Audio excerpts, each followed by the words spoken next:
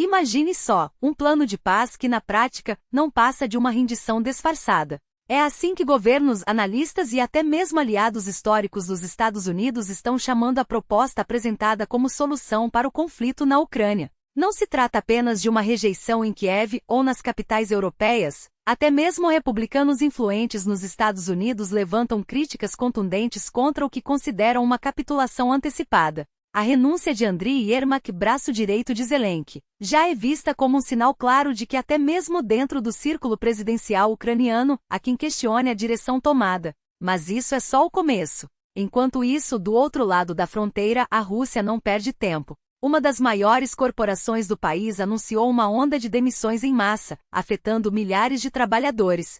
E como se não bastasse, os canais de televisão estatais russos já preparam o terreno para mais uma rodada de propaganda, enquanto boatos sobre a saúde de Putin se espalham. Alguns até sugerem que ele teria sido internado.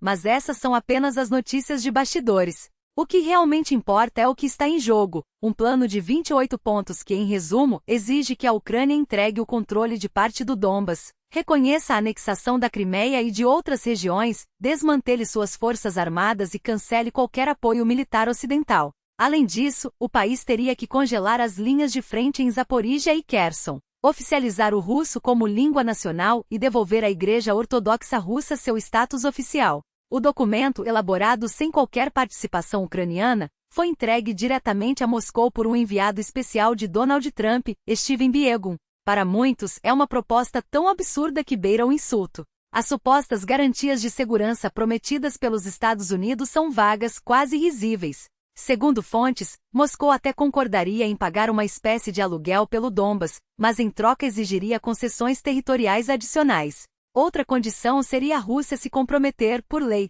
a nunca mais atacar a Ucrânia ou a Europa. Mas quem acreditaria nisso? Fontes do governo americano argumentam que se a guerra continuar, a Ucrânia acabará perdendo esses territórios de qualquer maneira. Por isso, dizem, seria melhor aceitar um acordo agora. Mas a lógica é falha, o plano na prática atende a todas as exigências maximalistas do Kremlin, sem oferecer contrapartidas reais. Não é à toa que até mesmo aliados dos Estados Unidos, como o congressista republicano Don Bacon, estão revoltados. É um erro negociar com a Rússia em vez de apoiar a Ucrânia, escreveu ele. Tratar a rendição como um fato consumado é uma repetição dos erros do passado, como no Vietnã ou no Afeganistão. Enquanto isso, a situação no fronte não dá trégua. Um ataque russo com mísseis deixou um rastro de destruição em uma das maiores refinarias da Rússia, responsável por 5% da produção nacional de petróleo. O complexo, que abastece Moscou e até mesmo a logística militar usada contra a Ucrânia, já havia sido atingido em novembro,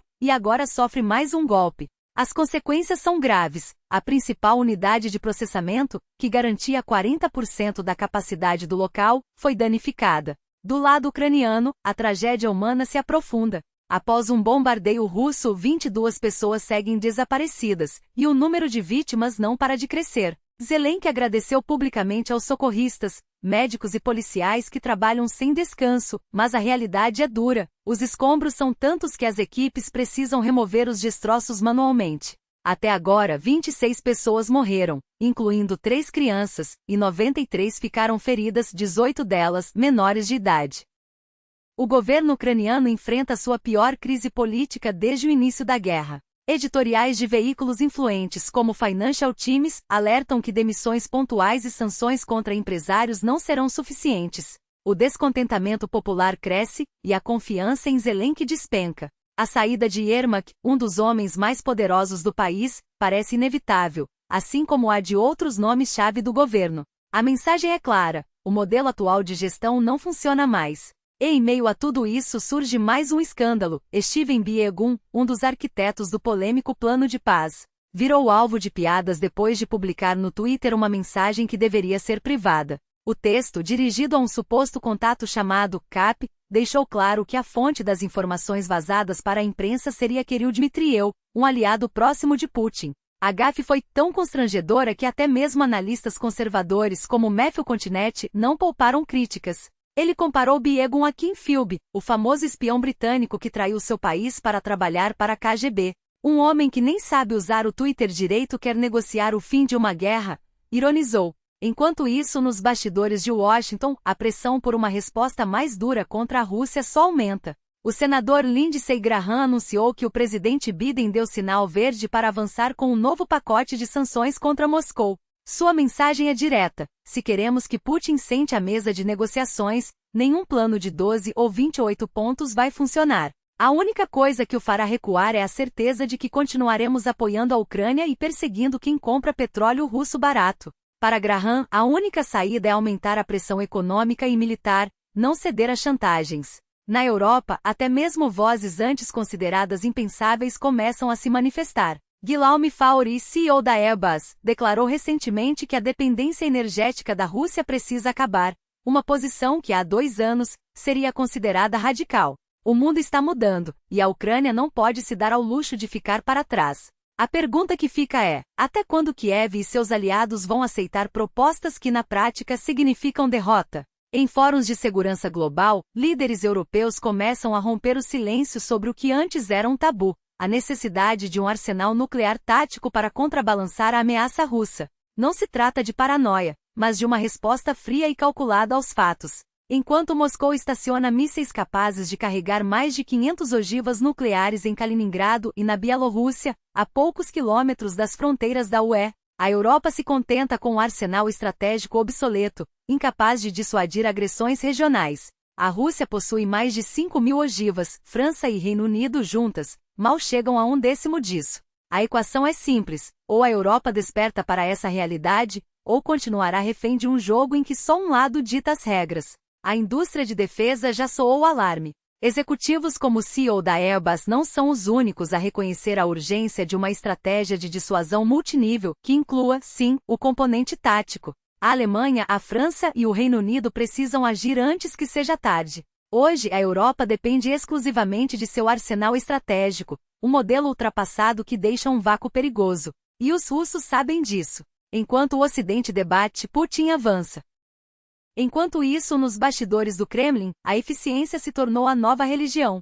O Sberbank, maior banco da Rússia, anunciou cortes brutais, 20% de sua força de trabalho, identificados por inteligência artificial como ineficientes. Não foi a guerra ou as sanções que motivaram os cortes, mas uma lógica implacável de produtividade. O próprio Hermann Greff, CEO do banco, não hesitou em expor os números: de 308 mil funcionários, restaram 249 mil. E não para por aí. A inteligência artificial não poupou ninguém, nem mesmo os projetos considerados sagrados. A mensagem é clara: na Rússia de Putin, quem não entrega resultados não tem lugar. Mas o que a inteligência artificial teria a dizer sobre a eficiência do próprio regime? Sobre a gestão de uma guerra que se arrasta sem vitória à vista? Sobre uma economia que, apesar das bravatas, sangra recursos em um conflito sem fim? O Kremlin prefere não responder. Em vez disso, oferece distrações grotescas. Enquanto a população encolhe e a natalidade atinge níveis históricos, Putin anuncia, com a mesma convicção de um vidente de feira, que a ciência logo permitirá aos humanos viver até 150 anos. Uma promessa tão absurda quanto perigosa, vinda de um sistema que só sabe fazer uma coisa com eficiência: eliminar o que considera ineficiente. Seja um funcionário do Sberbank, um soldado na linha de frente ou a própria verdade. O regime mente sobre a guerra, mente sobre a economia e agora mente até sobre sua própria saúde. Após um colapso público, Putin apareceu em um vídeo desajeitado, tentando normalizar o inaceitável. Fui ao hospital, fiz exames, está tudo bem, como se um check-up de 42 horas fosse algo corriqueiro. Como se a negação pudesse apagar os sinais de um império em decadência. Mas os fatos não mentem. Enquanto o Ocidente hesita, a Rússia avança não apenas em armas, mas em uma narrativa de medo e controle. A pergunta que resta é: até quando a Europa vai fingir que não vê? Até quando vai aceitar ser refém de um jogo em que só um lado joga para vencer? O momento exige coragem. Não de discursos vazios, mas de ações concretas. De uma Europa unida, capaz de responder à altura. De uma aliança que não se curve à chantagem, mas que mostre os dentes quando necessário. O tempo das meias medidas acabou. Ou a Europa se prepara para enfrentar a tempestade, ou será varrida por ela. E a Ucrânia, que já paga o preço mais alto, não pode esperar mais.